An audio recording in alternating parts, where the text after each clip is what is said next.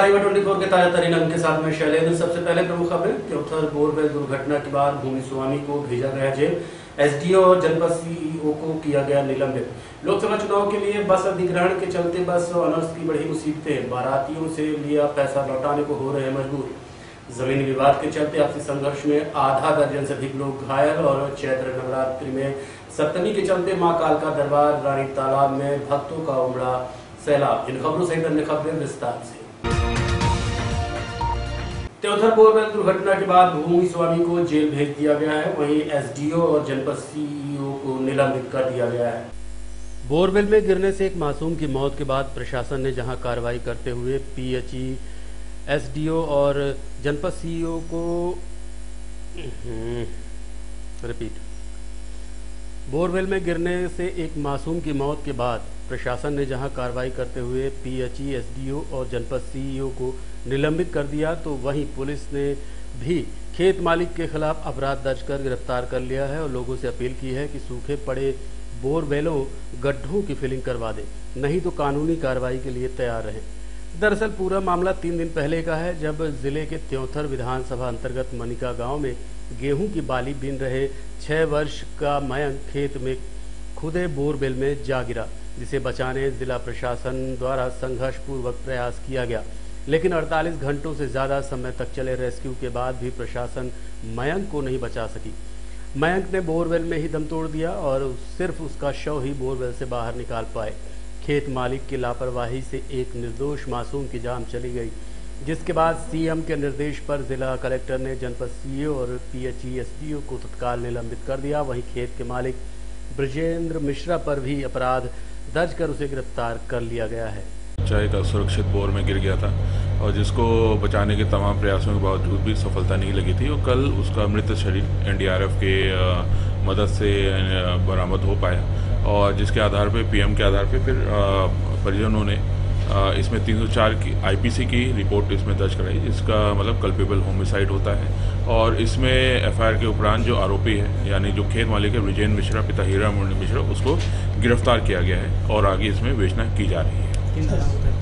इसमें धारा 304 यानी कि कल्पेबल होमिसाइड के अंतर्गत उसको गिरफ्तार किया गया, जिसमें 10 साल से आजीवन कारावास तक की सजा होती है। सर, और जो ऐसे खुले बोल उनके लिए क्या है? सभी नागरिकों से, सभी किसान भाइयों से अपील है कि आपकी एक छोटी सी गलती किसी की जनहानि कर सकती है, तो कहीं पे भी ऐसा सुरक्षित बोर्ड न रखें। उनको प्रॉपर तरीके से, सही तरीके से उसको फिलिंग कराएं, उसको सुरक्षित बनाएं। अन्यथा अगर किसी के साथ हादसा हो तो हमको मजबूरन कड़ी कार्रवाई। बस ऑनर्स एसोसिएशन रीवा संभाग ने बस अधिग्रहण के संबंध में कलेक्टर रीवा को ज्ञापन सौंपा है। बस ऑनर्स एसोसिएशन ने बताया है कि विगत दिनों कलेक्ट्रेट में हुई बैठक के दौरान ये निर्णय लिया गया था कि रीवा जिले में लोकसभा चुनाव के दौरान बस मालिकों द्वारा उपलब्ध कराई जाएंगी। इसके लिए बस ऑनर्स ने सहमति भी जताई थी, लेकिन जब कलेक्टर अनूपपुर रीवा ने कलेक्टर रीवा को पत्र लिखा, उसके बाद बस ऑनर्स की नींद हराम है। उनका कहना है कि जिन लोगों ने शादियों के लिए बस का एडवांस लिया था, उनका पैसा कैसे लौटाएंगे। साथ ही जिन लोगों के घरों में शादियां हैं, उनको भी दिक्कतें जायज़ हैं। आपको बता दें कि रीवा 24 ने पहले ही अंदेशा जताया था कि लोकसभा चुनाव के चलते शादी ब्याह में वाहनों का टोटा पड़ेगा, जो सच साबित हुआ। हालांकि कलेक्टर ने समस्या का निदान निकालने की बात कही है। इस संबंध में सचिव प्रमोद सिंह ने बताया, अभी तक लोकसभा चुनाव के लिए गाड़ियों का अधिग्रहण किया गया था रीवा के लिए 23 तारीख से 26 तारीख तक। उसकी तैयारी में ऑपरेटर्स लगे थे, जिनका एडवांस लिया था बसों का, क्योंकि शादी ब्याह का सीजन है, उसको किसी तरह से वापस करके व्यवस्था बना रहे थे। तब तक आज फिर से एक अधिग्रहण हो गया कि अनूपपुर जिला में चुनाव है, वहाँ के लिए गाड़ी कल से चाहिए 15 तारीख से 19 तारीख तक। जो पहले चरण के मतदान है, पहले चरण का मतदान है। आज ये स्थिति है कि सबसे एडवांस लेके बैठा है ऑपरेटर, उनसे अनुबंध किया हुआ है, तो गाड़ियाँ कैसे भेज दे वहाँ? अगर गाड़ी भेजते हैं तो बारातें चूक जाएंगी, तो जूते खाना पड़ेगा। पहले क्या अभी हाल ही में कलेक्ट्रेट में बैठक हुई थी, तो उसमें क्या चर्चा हुई थी? उसमें तब केवल 23 तारीख से हुई थी, रीवा लोकसभा के लिए बात हुई थी। 26 उसके लिए हम लोगों ने सोचा था कि किस तरह मैं कि अपने जिले का काम में व्यवस्था करेंगे, हम लोग कोऑपरेट करेंगे। लेकिन आज अभी अनुबंध हो रहा है कि यहाँ कलेक्टर अनूपपुर का लेटर है कि गाड़ी दीजिए, गाड़ी सुबह भेजना रीवा के लिए नहीं है, रीवा कलेक्टर के लिए नहीं है। वो अब गाड़ी दे पाना संभव ही नहीं है। गाड़ियाँ सब बारात में बुक हैं ऑलरेडी पहले से। आप सभी लोग बस एसोसिएशन सब बस मालिक हैं, ये सब बहुत भड़बड़ाए हुए हैं, रातों नींद नहीं आ रही इस तरह में। तो करीब कितने बसों की डिमांड की गई है रीवा जिले से प्रथम चरण चुनाव में?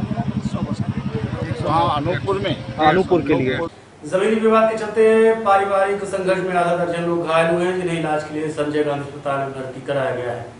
सीधी जिला अंतर्गत रामपुर नैकिन थाना के भितरी गांव के रहने वाले राजा राम ने बताया कि उनकी जमीन भितरी में है, जहां राज राखन, उनके साले सहित उनकी पत्नी और 4-5 अन्य लोगों ने मिलकर जबरन सीमांकन कराया। मना करने पर उनके साथ सब्बल, टांगी, पत्थराज से हमला कर मारपीट की गई, जिसके बाद उनके परिवार के 6 लोगों को गंभीर चोटें आई हैं। साथ उनकी पत्नी को भी चोटें आई हैं। राजा राम ने बताया कि आरोपी नशे का व्यापार करता है, जिसके उससे पुलिस से अच्छे संबंध है और पैसे खिलाकर उसी के खिलाफ रिपोर्ट दर्ज करा दी गई, जबकि उसकी रिपोर्ट दर्ज नहीं की गई। मामले को लेकर हमने पीड़ित से चर्चा की। हमारा नाम राजा राम साकेत है, हम भीतरी के रहने वाले। अभी हमारे पास बहुत लोग हैं। राज राखन साकेत और एक जन का नाम उसका राज राखन कसार है। नहीं, मारपीट कौन किया है? राज राखन के साला और राज राखन के भाई, तीनों मिल के मारे हैं। और एक राज राखन की मलकिन, 4-5 आदमी मारे। और घायल कौन कौन हुआ? घायल रिसमुन, सिद्धमुन और एक वहाँ हवे, 6 आदमी घायल हुए हैं। 6 आदमी। मामला क्या था? मामले हमारी जमीन में सीमांकन कराया है, पूरा पत्थर उत्थर सब उखाड़ के और हमारी जमीन के अंदर, सीमा के अंदर घुस रहा है। वहाँ रोकने गया, टांगी और सबरी और हथौड़ा पत्थर कूटने वाले से हमको मारा और पत्थर से भी मारा उसकी औरत ने। घायल का नाम क्या क्या? घायल का नाम रिसमुन साकेत, राजा राम साकेत और सिद्धमुन साकेत, जगमोहन साकेत और पूनम, रानी दुर्गावती साकेत, सुनीता बाई साकेत। और रिपोर्ट थाने में आप लोग? थाने में रिपोर्ट हमारी नहीं लिखी, सीधे वो लेके चले गए हॉस्पिटल में, रिपोर्ट नहीं लिखवाए। उसका रिपोर्ट लिखी गई और थाने में फिर गया, वो रिपोर्ट लिखाने के बाद एडमिट हो गया, भर्ती हो गया। उसके मलहन पट्टी, चोट कहीं नहीं लगी है। हमारी कोई सुनवाई नहीं। वो गांजा, दारू, कोरेक्स बेचता है और पूरा पुलिस प्रशासन को खरीद रखा है। आज एक बच्चा भी खत्म हो गया था वहाँ। आज कई साल से परेशान किया हुआ। क्या नाम है आपका? मेरा नाम राजा राम है। मेरे पास जमीन है, वो मेरी जमीन लूटना चाहता है। नगर निगम की दीवार पर बिना परमिशन के अपने संस्थान का प्रचार करने के कारण शैलेंद्र अकेडमी पर 25,000 का जुर्माना लगाया गया। शहर के हेड गेवार नगर में एक MIG में संचालित शैलेंद्र अकेडमी कोचिंग संस्थान द्वारा RTO कार्यालय के पास की वॉल पेंटिंग के ऊपर अपने कोचिंग सेंटर का प्रचार करने के लिए पेंटिंग कर दी गई, जिस पर निगमायुक्त के निर्देश पर अतिक्रमण प्रभारी के साथ अतिक्रमण टीम द्वारा कार्रवाई करते हुए 25,000 रुपये की चालानी कार्रवाई की गई। इसके पहले भी पवन अकेडमी के संचालक पवन गुप्ता पर 5,000 रुपये की चालानी कार्रवाई की जा चुकी है।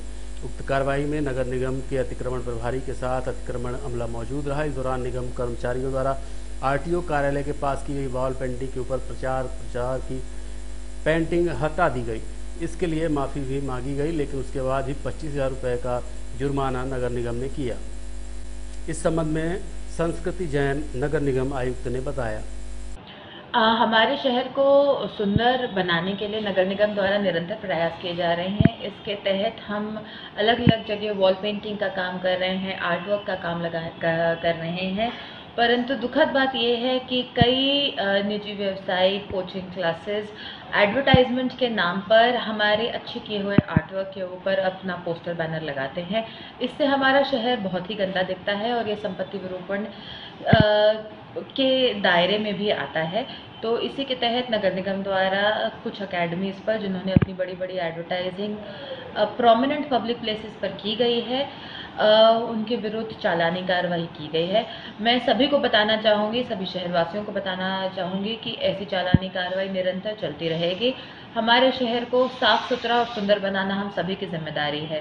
साथ ही आउटडोर मीडिया नियमों के अनुसार भी कोई भी एडवर्टाइजिंग में आपको एडवर्टाइजिंग शुल्क जो है वो निकाय को यानी नगर निगम को देना होता है।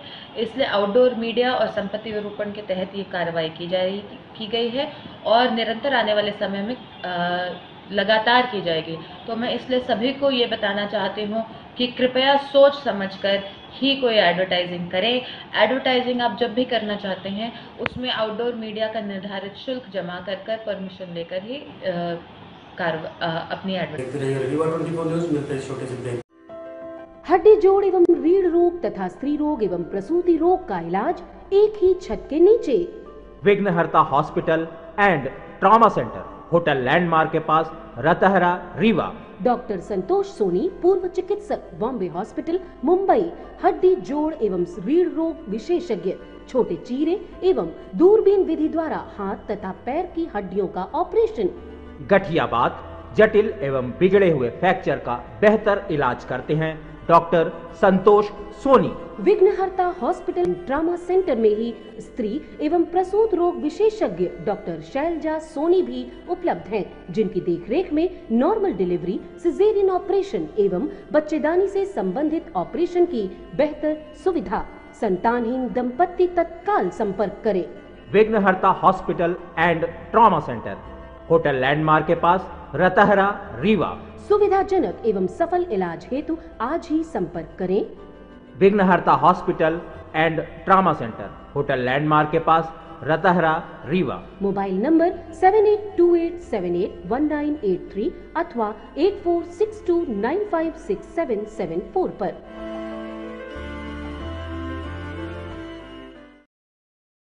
कांग्रेस पार्टी द्वारा पूर्व विधानसभा उपाध्यक्ष एवं विधायक अमर पाटन की उपस्थिति में आज एक पत्रकार वार्ता का आयोजन किया गया। लोकतंत्र के महापर्व लोकसभा 2024 में देश की दशा और दिशा निर्धारित करने को लेकर कांग्रेस पार्टी ने आम मतदाताओं से मतदान करने की गुजारिश की है। उन्होंने कहा कि जात पात मजहब संप्रदाय से ऊपर उठकर इस महापर्व का हिस्सा बने। साथ ही उन्होंने भारतीय जनता पार्टी द्वारा CBI ED के दुरुपयोग, चुनावी घोषणाओं को पूरा न करने, 15 लाख, महंगाई, बेरोजगारी, डीजल पेट्रोल के दामों, किसान की आय दुगनी न करने, लाडली लक्ष्मी बहना योजना का 3000 का झूठा वादा सहित कई अन्य मुद्दों के साथ घेरा है। साथ ही संविधान को खतरे में भी बताया है। इस दौरान इंजीनियर राजेंद्र शर्मा, अजय मिश्रा बाबा, रवि तिवारी सहित अन्य पार्टी कार्यकर्ता उपस्थित रहे। क्या कहना है कांग्रेस पार्टी का, जानने के लिए चलते हैं पत्रकार वार्ता में। आज ये जो पत्रकार वार्ता बुलाई गई, ये कांग्रेस का जो घोषणा पत्र है उसको हमने न्याय पत्र नाम दिया है। उसके जो मुख्य बिंदु हैं, वैसे तो 48 पन्नों का ये डॉक्यूमेंट है। हर विषय पर एक दृष्टि है, विजन, कांग्रेस का आगे क्या करेगी कांग्रेस, उसका सबका समावेश है इसमें। तो लेकिन 5 जो मुख्य बिंदु हैं, एक है महिलाओं के लिए न्याय, युवाओं के लिए न्याय, हमारे जो श्रमिक हैं उनके लिए न्याय, और किसानों के लिए कृषक न्याय, और एक है हमारा सामाजिक, आर्थिक और राजनीतिक न्याय जो सबके लिए है। सब उसमें शामिल हैं। मुझे प्रसन्नता है आज आप सबके बीच में प्रेस कॉन्फ्रेंस ले रहा हूं, और मैं समझता हूँ 18 वर्षों बाद, 17 वर्षों बाद, हालांकि हम पड़ोसी ज़िले के हैं, यहाँ का प्रभारी मंत्री भी मैं रह चुका हूँ, लेकिन ये बड़ी प्रसन्नता है कि आज मुझे अवसर मिला है प्रेस कॉन्फ्रेंस लेने का। प्रदेश कांग्रेस ने मुझे निर्देश दिया था, आज आपके बीच में उपस्थित हूँ। कांग्रेस पार्टी ने देश के लिए अपने विजन को, भविष्य के विजन को न्याय पत्र के माध्यम से देश की जनता के सामने रखा है। हमारे पूर्व राष्ट्रीय अध्यक्ष और हमारे नेता आदरणीय राहुल गांधी जी ने अपनी 400 किलोमीटर की पदयात्रा, भारत जोड़ो यात्रा जिसका नाम दिया गया था, और उसके बाद 6,700 किलोमीटर की भारत जोड़ो न्याय यात्रा राहुल जी ने की थी और वहाँ पर लाखों करोड़ों लोग उनसे मिले थे, उनसे उनका संवाद हुआ था। उन्होंने अपनी समस्याएं बताई थी, समसामयिक विषयों पर चर्चा की थी। तो उनके समाधान हेतु इस चुनाव में कांग्रेस क्या करेगी, जो मुख्य 5 बिंदु आपको हमने बताए हैं उनके बारे में मैं चर्चा करना चाहूँगा। इस न्याय पत्र में वो सब शामिल है। सबसे पहले है युवा न्याय। इसमें ये कांग्रेस ने तय किया है कि हर शिक्षित युवा को 1 लाख रुपए अप्रेंटिसशिप योजना के तहत दिया जाएगा, उसको अधिकार के रूप में।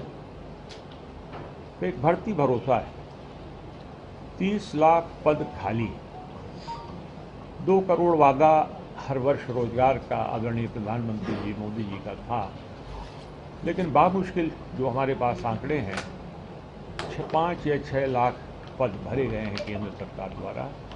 अभी भी 30 लाख पद केंद्र सरकार में खाली है। तो कांग्रेस ने ये तय किया है कि कांग्रेस और इंडिया अलायंस की सरकार बनती है। बड़ी समस्या है। फिर हमारी संवैधानिक संस्थाएं हैं जिनको संविधान ने अधिकार दिए हैं और सरकार से उनसे कोई लेना देना नहीं है। जैसे हमारा चुनाव आयोग में पिछले दिनों क्या हुआ, कैसे नियुक्तियां हुई, कैसे एक आयुक्त की नियुक्ति 24 घंटे के अंदर हो गई, उसने इस्तीफा भी दे दिया पद से जहाँ था, वहाँ पर प्रपोजल भी बन गया, गृह मंत्री ने अप्रूव कर दिया, प्रधानमंत्री ने उसी दिन अप्रूव कर दिया, उसी दिन राष्ट्रपति ने 10 कर दिया और उसी दिन रात को उनको नियुक्त कर दिया। लेकिन बड़ी विडंबना है कि जिनको इस तेज़ी से नियुक्त किया गया, उन्होंने अभी कुछ दिन पहले चुनाव शुरू होने के 10 दिन पहले उन्हीं सज्जन ने इस्तीफा दिया। यानी कुछ ना कुछ तो गड़बड़ है अंदर। तो मतभेद इतने गहरे हैं मुख्य चुनाव आयुक्त से, ये बात समझ में आती है। तो आप देखें कि हमारा चुनाव आयोग क्या परंपरा रही है। आप शेषन जी का समय याद करें, तो प्रधानमंत्री के खिलाफ भी सेशन तैयार रहे थे कार्रवाई करने के लिए और नोटिस मिले थे। हमें लगता है नरसिम्हा राव जी को उन्होंने नोटिस दिया था। लेकिन आज हमारा जो चुनाव आयोग है इतना पंगु हो गया है, इतना प्रभावहीन हो गया है, शक्तियां रहते हुए संवैधानिक संस्था है, सरकार का कोई दखल नहीं होता। और इसीलिए ये इंडिपेंडेंट रहे, स्वतंत्र रहे, सुप्रीम कोर्ट ने एक मार्गदर्शिका दी थी एक बेंच ने, जिसमें चीफ जस्टिस और आपके प्रधानमंत्री जी और नेता प्रतिपक्ष, तो इसमें किसी एक दल का बहुमत नहीं होता और बेहतर निर्णय होते। लेकिन तत्काल क्योंकि सूट नहीं करता था मोदी जी को, तो उन्होंने तत्काल इसमें संशोधन कर दिया, एक कानून ले आए लोकसभा में और फिर उसमें प्रधानमंत्री और उनके द्वारा नामित मंत्री और नेता प्रतिपक्ष। तो अभी 2-2 चुनाव आयुक्तों की कैसे नियुक्ति हुई आप लोगों ने देखा। तो ये सब खतरे में सीएजी, जो सीएजी है 2G घोटाला याद करें, तथाकथित आज तक कोई प्रूव नहीं हुआ, कोई जेल नहीं गया, लेकिन 1,75,000 करोड़ की विनोद राय ने एक आंकड़ा दे दिया कितना घोटाला हुआ और किस तरह उसका दुरुपयोग। आज सीएजी ने कई ऐसी चीज़ें पकड़ी हैं, लेकिन कोई प्रचार प्रसार नहीं, बाहर आती नहीं है। ये संस्थाएं अब स्वतंत्र रहें, इंडिपेंडेंट रहें, तो ये एक आवश्यक बात है देश में। फिर मोदी जी की वादा खिलाफी। Pentium point group of institutions, a key to success. जी हाँ, Pentium point group of institutions, जहाँ पर आपको मिलते हैं BA LLB 5 year full time program, LLB 3 year full time program bar council of India से मान्यता प्राप्त हैं। MBA के 2 year full time program AICTE new Delhi से मान्यता प्राप्त हैं। पेंटियम पॉइंट टेक्निकल कॉलेज में स्नातक व स्नातकोत्तर के सभी पाठ्यक्रम संचालित हैं, जिनमें प्रवेश प्रारंभ है। हमारा कॉलेज कोड है P500। याद रखिए, सामान्य वर्ग BPL कार्ड धारकों को शिक्षण शुल्क में छूट व SC/ST OBC छात्रों को मध्य प्रदेश शासन के नियमानुसार छात्रवृत्ति। आप संपर्क कर सकते हैं हमारे हेड ऑफिस में, जो है हेडगेवार नगर, रेडियो कॉलोनी के सामने, रीवा, और कॉलेज कैंपस में, जो है करहिया सिमरिया रोड और हरदी सिमरिया रोड, रीवा में। अधिक जानकारी के लिए हमारे फोन नंबर पर संपर्क कर सकते हैं। हमारा फोन नंबर है 07662438035। मोबाइल नंबर पर भी संपर्क किया जा सकता है, जो है 9992084439।